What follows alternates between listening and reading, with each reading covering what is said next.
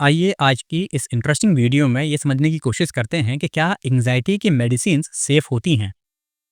देखिए, एंग्जायटी की medicines safe होती हैं या नहीं होती हैं, इसको समझने से पहले आपको एक बात और समझना है।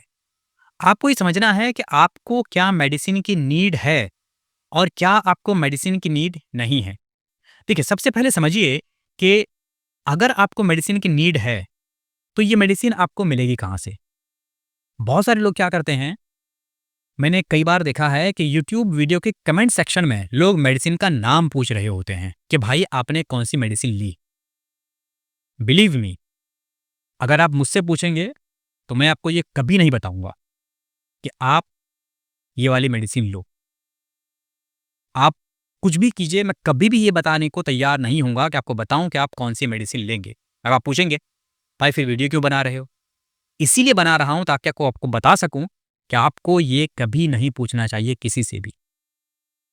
अब आप एक चीज सोचो, पहले समझिएगा, किसी को अगर कोई नॉर्मल सी बीमारी हो, तो वो क्या किसी दूसरे की मेडिसिन को देखकर से मेडिसिन खाने को तैयार हो जाता है क्या?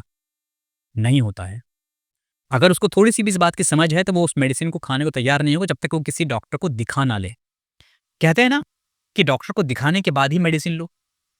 तो आप सोचिए कि अगर किसी व्यक्ति को कोई मेडिसिन दी गई और वो व्यक्ति उस मेडिसिन से सही हो गया, तो क्या इस बात की कोई गारंटी है कि वो मेडिसिन आप पर भी उसी तरीके से काम करेगी जिस तरीके से उस व्यक्ति पर उस मेडिसिन ने काम किया है? चलिए वो बहुत दूर की बात है, उसको छोड़िए, जाने दीजिए। एग्जाम्पल पकड़ते हैं बहुत ही छोटा-सा। एक प्लेट दाल-चावल लीजिए, ठीक? एक प्लेट दाल-चावल खाने के बाद कि जैसा आप फ़ील करते हैं, आपका भाई भी वैसा फ़ील करता है क्या? हो सकता है कि आपका भाई उस एक प्लेट दाल-चावल खाने के बाद बहुत एक्टिव फ़ील करता हो, और आप हो सकता है कि एक प्लेट दाल-चावल खाने के बाद आपको लग रहा हो, यार चावल खा लिया, आज नींद आ रही है, थोड़ा-सा आराम कर लेता हूँ। तो एक जब मतलब एक प्लेट राइस का इफ़ेक्ट आपकी बॉडी पे अलग-अलग हो सकता है, तो वो तो ख़ैर एक मेडिसिन है। उसका इफ़ेक्ट तो ख़ैर अलग-अलग हो ही सकता है। तो इसीलिए ये समझना बहुत ज़रूरी है कि मेडिसिन आपको लेना कहाँ से है। मेडिसिन कभी भी बिना किसी साइकियाट्रिस्ट से कंसल्ट किए आपको नहीं लेना चाहिए। इवन अगर कोई डॉक्टर दे भी रहा है जो साइकियाट्रिस्ट नहीं है, मैं तभी भी आपको बोलूँगा कि कम से कम एक बार किसी साइकियाट्रिस्ट से कंसल्ट ज़रूर करना चाहिए। एक बात समझिए, साइकियाट्रिस्ट होता क्यों है? साइकियाट्रिस्ट इसीलिए होते हैं ताकि वो आपकी प्रॉब्लम को समझें। वो ये समझें कि एक्चुअली में आपकी समस्या क्या है। अच्छा, अब यहाँ पर आते हैं कि क्या आपको मेडिसिन लेनी है या नहीं लेनी है? यहाँ पर 2 तरीके के लोग हैं। एक होता है जिन्हें एक नॉर्मल लेवल की एंग्जायटी होती है, एक होता है जिन्हें बहुत सीवियर एंग्जायटी होती है, जिन्हें बहुत फ्रीक्वेंटली पैनिक अटैक आते रहते हैं, और जिन्हें मतलब हो सकता है दिन में 1-2 बार आ जाएँ, किसी को होता है हफ्ते में 3-4 बार आ जाएँ। एक डिपेंड करता है कि सबके अलग-अलग तरीके हैं। कोई ज़्यादा पैनिक अटैक आता है किसी को कम आता है।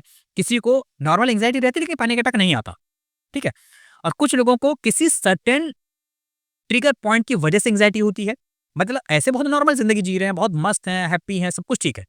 लेकिन किसी पर्टिकुलर मोमेंट पे उनको एंग्जायटी होने लगती है, तो मतलब ये है कि उनका वो ट्रिगर पॉइंट है। तो उस ट्रिगर पॉइंट पे उनको एंग्जायटी हो सकती है। तो ये समझना पड़ेगा कि आप किस लेवल पे हैं। अगरचे आप नॉर्मल लेवल पे हैं, तो आप थेरेपी से, कंसल्टेंसी से कई बार सही हो जाते हैं। तो कोई काउंसलर अगर आपको मिले, तो आप उनसे भी बात करके सही हो सकते हैं। अगर कोई साइकोलॉजिस्ट है, आप उनके पास जा सकते हैं। तो कई बार आप बिना मेडिसिन के वैसे ही सही हो जाते हैं, मेडिसिन की ज़रूरत नहीं होती है। कई बार जब बहुत सीवियर हो जाता है केस, तो फिर वहाँ पर मेडिसिन चाहिए होती है। कई बार क्या होता है कि एंग्जायटी के साथ-साथ और भी चीज़ें शुरू शुरू हो जाती हैं। मुझे ओसीडी थी, मुझे एंग्जायटी हुई, तो कई बार क्या हुआ कि कई-कई चीज़ें एक साथ चलने लगती हैं, जिसकी वजह से आपको फिर मेडिसिन चाहिए होती है। तो मेडिसिन किस हद तक सेफ है, किस हद तक सेफ नहीं है, एक्चुअली में ये हर पर्सन टू पर्सन वैरी करता है। और अगर आपने किसी साइकियाट्रिस्ट से कंसल्ट करके मेडिसिन लिया है, तो वो आपको ये बेहतर तरीके से बता पाएँगे कि भई कौन-सी मेडिसिन आपके लिए सेफ है और कौन-सी मेडिसिन आपके लिए सेफ नहीं है। हाँ, अगर आप किसी एंग्ज़ायटी सफ़रर से पूछेंगे कि भई आपने कौन-सी मेडिसिन ली, और अगर किसी ने आपको बता दी कि भाई मैंने एक्स-वाई-ज़ेड ये वाली मेडिसिन ली है, और आपने भी वही मेडिसिन खरीद ली और आपने भी वही मेडिसिन खानी शुरू कर दी, तो फिर इस बात को लेकर आपको संदेह रहना चाहिए कि हो सकता है कि ये मेडिसिन आप पर किस तरीके से काम कर रही है, किस तरीके से काम नहीं कर रही है। क्योंकि उस इंसान के लिए हो सकता है इस मेडिसिन ने बहुत अच्छा काम किया, लेकिन हो सकता है कि शायद ये medicine same as it is वैसा ही काम आप पर ना करे। इसीलिए इन सब चीज़ों को बिल्कुल भी लाइटली मत लिया कीजिए। कभी भी ये मत सोचा कीजिए कि अरे ठीक है, क्या साइकियाट्रिस्ट के पास जाऊँगा, फीस लगेगी, पैसे खर्च होंगे।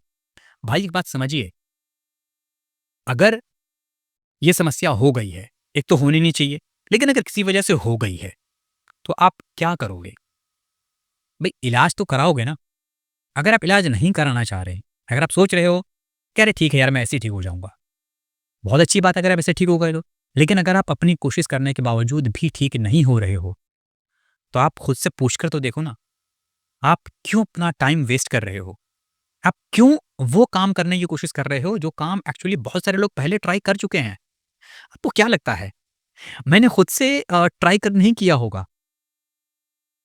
मैंने खुद से बहुत ट्राई किया, शुरू-शुरू में, नहीं हुआ और फिर एक लेवल तक तो पता ही नहीं था मुझे कि एक्चुअली मुझे है क्या?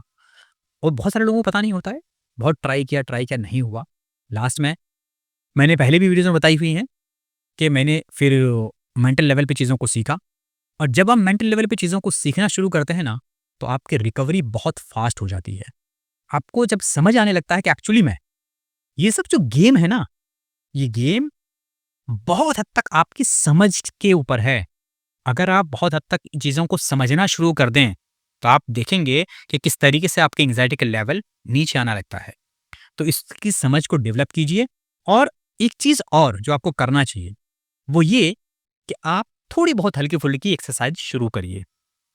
क्योंकि जब तक आप बेड पे पड़े रहेंगे, बेड पे पड़े रह के स्क्रॉल करते रहेंगे ना, तब तक ये एंग्ज़ायटी आपकी और बढ़ती जाएगी।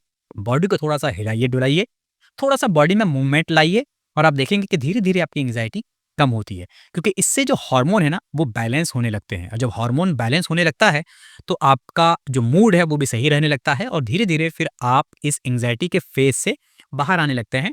क्योंकि देखिए, एंग्ज़ायटी कोई ऐसा नहीं है कि एक बहुत ही विचित्र बीमारी है जो आपको हो गई है, ऐसा नहीं है। एंग्ज़ायटी सबको होती है, बस फ़र्क इतना होता है कि किसी को बहुत ज़्यादा हो जाती है, किसी को कम हो जाती है। एंग्ज़ायटी के लेवल सबके अंदर किसी न किसी लेवल पे होता ही है। बस आपकी एंग्ज़ायटी अगर बहुत ज़्यादा हो गई है, उसके सिम्पटम्स आपको दिखने लगे हैं, तो इसका एक सिंपल सा संकेत ये है कि आपकी बॉडी उस एंग्ज़ायटी को हैंडल नहीं कर पा रही है अब और आपकी बॉडी आपको कह रही है कि भाई कोई एक्सटर्नल हेल्प ढूँढ। आपको वो ये कह रही है आपकी बॉडी और आप कह रहे हो अपनी बॉडी से, "अरे छोड़ ना, हम ठीक हो जाएँगे।" तो अगर आप ठीक हो जाएँगे और आपका विल पावर, आपकी मोटिवेशन, आपके अंदर गट्स बहुत अच्छे हैं, तो भई ठीक है, ठीक हो जाइए, बहुत अच्छी बात है। लेकिन अगर आपको लग रहा है कि मैं भई कोशिश कर चुका हूँ, नहीं हो पा रहा है, तो आप किसी से हेल्प ले सकते हैं। किसी अच्छे साइकियाट्रिस्ट से मिलिए, किसी साइकोलॉजिस्ट से मिलिए और उनसे कंसल्ट करके अपनी सारी समस्या बताइए और उनसे समस्या बताने के बाद अगर वो मेडिसिन प्रिस्क्राइब करें, तो मेडिसिन लीजिए। अगर वो आपको नॉर्मल वैसे ही बता रहे हैं कि आप ऐसे ही ठीक हो जाएँगे, तो आप वैसे ही कोशिश कीजिए। जैसे भी हो, आप बहरहाल कहने का सिंपल सा मतलब ये है कि आप जल्दी से जल्दी ठीक हो जाइए। तो उम्मीद है कि आप अपने ऊपर फ़ोकस करेंगे और अपनी हेल्थ को बेटर बनाएँगे। क्योंकि हमारी बस यहाँ पर उम्मीद यही है कि आप जल्दी से जल्दी सही हो जाएँ। तो मिलते हैं अगली वीडियो में। Thank you so much.